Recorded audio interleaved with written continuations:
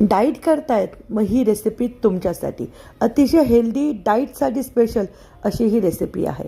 यामध्ये मी घेतले 50 ग्रॅम सोयाबीनचे चंक्स, त्याला कमीत कमी अर्धा तास गरम पाण्यामध्ये भिजून ठेवले होते। इथे वजनी 50 ग्रॅम कच्चे मूग रात्रभर भिजत ठेवले होते। ज्वारीचं पीठ घेतलेले 30 ग्रॅम। बाकीचे जे मसाले तुम्ही तुमच्या आवडीप्रमाणे कमी जास्त करू शकतात।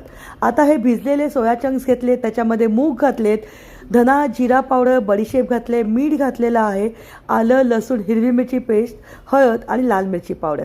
पाणी न घालता मिक्सरमध्ये आपण याला वाटून घेतले। यामध्ये मी एक कांदा घातलाय, भरपूर कोथिंबीर घातली आणि थालीपीठाला बाइंडिंग देण्यासाठी फक्त 30 ग्रॅम इतकं ज्वारीचं पीठ घेतलेलं आहे। प्रोटीन रिच आणि लो कॅलरीज अशी आपली ही रेसिपी आहे।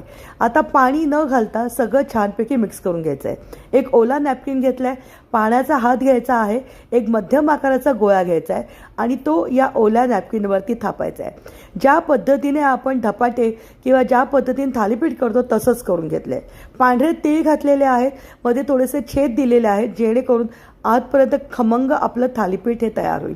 ओलं नॅपकिन अलगद हे तव्यावरती टाकायचं आहे।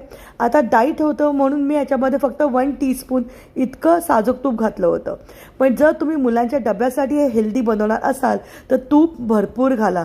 लहान मुलांना भरपूर तुपाची आवश्यकता आहे। हेल्दी डाईटसाठी असं आपलं हे तयार झालं।